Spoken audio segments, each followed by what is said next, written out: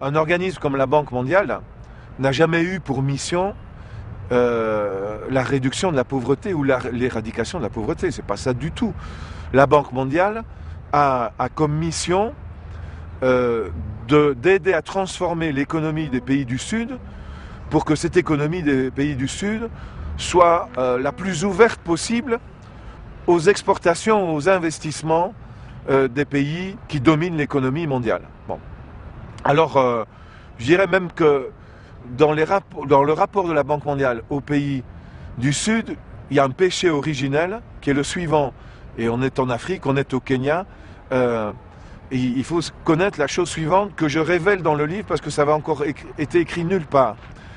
La dette qui a été contractée par les puissances coloniales après la Seconde Guerre mondiale et au cours des années 50, quand la banque a existé, a commencé à exister, à fonctionner, les dettes contractées par Londres pour coloniser le Kenya, le Tanganyika, les autres pays de l'Est africain, les dettes contractées par la France pour coloniser ses colonies en Afrique, les dettes contractées par la Belgique pour coloniser et exploiter le Congo et en retirer un maximum de matières premières, lorsque les pays africains en question sont devenus indépendants, ces dettes ont été mises à charge de ces pays indépendants, en contradiction totale avec le droit international.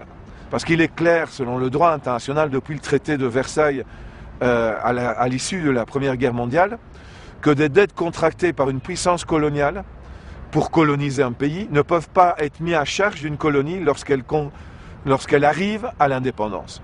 Donc on n'a pas respecté le droit international. Là, il y a un premier péché. Donc les États indépendants sont nés avec une dette dès le départ, qui a permis à la Banque mondiale de leur dire « Vous nous devez quelque chose, vous allez suivre nos conseils et on va vous dire comment vous développer ».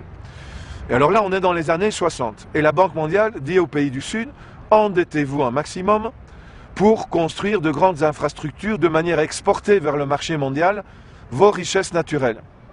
Abandonnez, par exemple, la production de cultures vivrières qui assurent la souveraineté alimentaire de vos populations.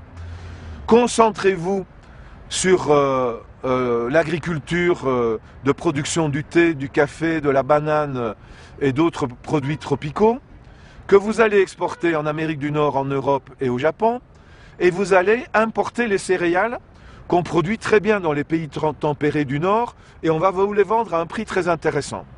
Donc la Banque mondiale les a déjà fait rentrer dans un mécanisme qui, y compris du point de vue alimentaire, leur faisait abandonner la sécurité alimentaire et la souveraineté alimentaire. Et ça, c'est les années 60.